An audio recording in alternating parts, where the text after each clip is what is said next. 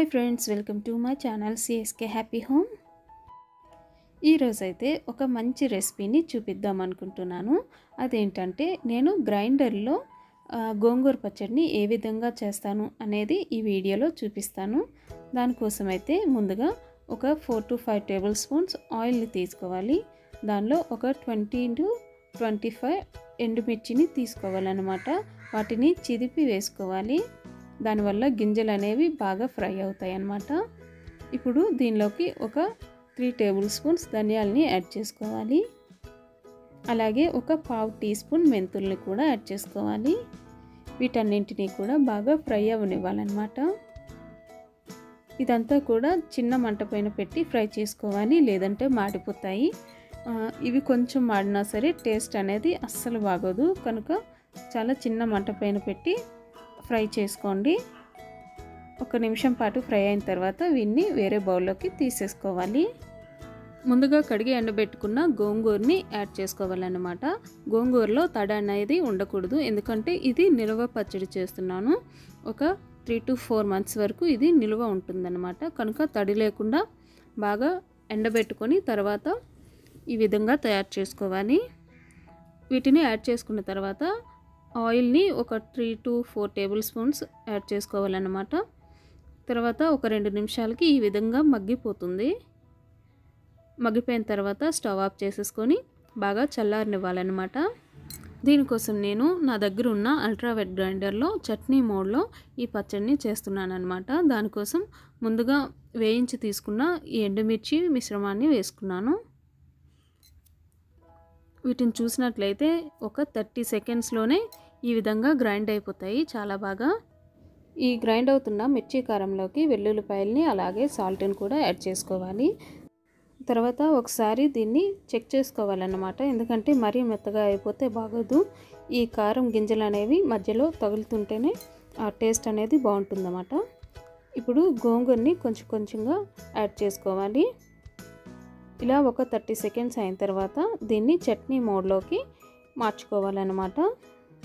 ఇప్పుడు గోంగూరని కొద్దిగా యాడ్ చేసుకోవాలి. ఒకేసారి వేసేసినట్లయితే అది స్ట్రక్ అయిపోతుంది, కనుక కొంచెం కొంచెంగా యాడ్ చేసుకోవాలన్నమాట. గోంగూర పచ్చడి ఎప్పుడు చేసినా నేను ఈ గ్రైండర్లో వేసేస్తుంటాను. మిక్సీలో వేసినట్లయితే అది ఒక్కసారి వేసేసరికి అది పేస్ట్లా అయిపోతుంది, అంత టేస్ట్గా అనిపించదు. కనుక ఈ గ్రైండర్లో ఈ చట్నీ మోడ్ ఉంది కనుక దీన్ని బాగా యూస్ చేస్తానన్నమాట.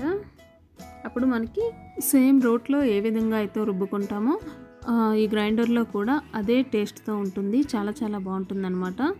కేవలం 3 నిమిషాల్లో ఇది రెడీ అయిపోతుంది. నేను దీనిలో టైం సెట్ చేసింది అయితే 5 minutes. 1 నిమిషం కారం మసాలా రుబ్బడానికి, అలాగే ఇంకో 2 నిమిషాల్లోనే పచ్చడి ఈ విధంగా అయితే రెడీ అయిపోయింది.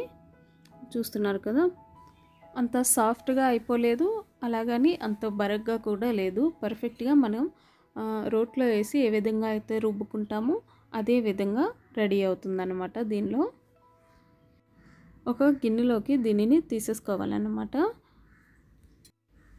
చాలామంది ఈ గ్రైండర్స్ని పచ్చళ్ళకి యూస్ చేయరండి, ఎందుకంటే ఈ స్టోన్స్కి అలాగే ఈ డ్రమ్కి అంటుకొని చాలా పచ్చడి వేస్ట్ అయిపోతుంది అనేసి చాలామంది ఈ విధంగా గ్రైండర్స్ని యూస్ చేయరన్నమాట.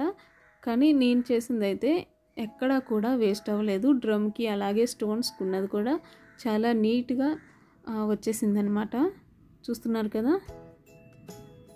ఈ విధంగా నీట్గా పచ్చడంతా కూడా వచ్చేస్తుంది, వేస్ట్ అయితే కాలేదు. కాకపోతే కొంచెం క్వాంటిటీ ఎక్కువగా ఉన్నప్పుడు ఇలా గ్రైండర్స్ని యూస్ చేసినట్లయితే చాలా బాగుంటుంది. ఇప్పుడైతే దీనికి పోపు పెట్టేసుకోవాలి. పోపు కోసం నేను ఒక 5 to 6 టేబుల్ స్పూన్స్ ఆయిల్ తీసుకున్నాను. దానిలో మినప్పప్పు ఒక 2 టేబుల్ స్పూన్స్, అలాగే శనగపప్పుని ఒక 2 టేబుల్ స్పూన్స్ వరకు యాడ్ చేసుకున్నాను. ఇప్పుడు దీనిలో ఆవాలను కూడా ఒక టేబుల్ స్పూన్ యాడ్ చేసుకోవాలి.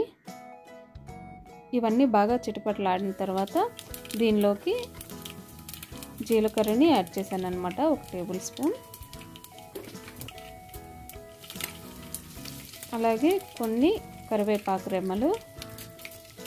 ఇక ఆల్రెడీ మనం మిరపకాయలు వేసాము కనుక ఒక 2 మిరపకాయలు వేసుకుంటే సరిపోతుంది.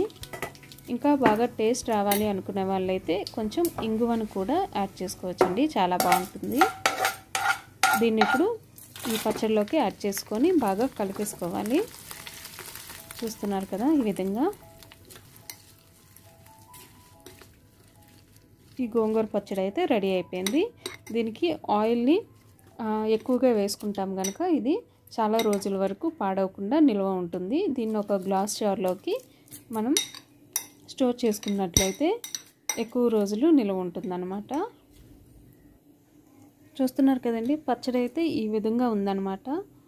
రోట్లో ఏ విధంగా అయితే రుబ్బుకుంటామో అచ్చం అదే విధంగా అదే టేస్ట్తో ఉంది. తప్పకుండా మీరు కూడా ట్రై చేయండి. అలాగే ఈ వీడియో కనుక మీకు నచ్చినట్లయితే ప్లీజ్ లైక్ చేయండి. అలాగే నా ఛానల్ అయితే సబ్స్క్రైబ్ చేయండి. Thank you so much for watching.